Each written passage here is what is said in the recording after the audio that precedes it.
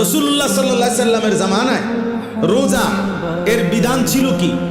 এর বিধান ছিল, মৌলিক নিয়ম ছিল যে নবীজির জামানায় প্রথম রমজানের রোজা রাখার নিয়ম ছিল সুবহে সাদিক থেকে, মানে সকালবেলা যেই ভোরের টাইম, সুবহে সাদিক থেকে রোজার টাইম শুরু হইতো। সন্ধ্যা হইলে, সূর্য ডুবলে, মানে আমরা যখন ইফতার করি তখন ইফতার খাওয়ার অনুমতি ছিল।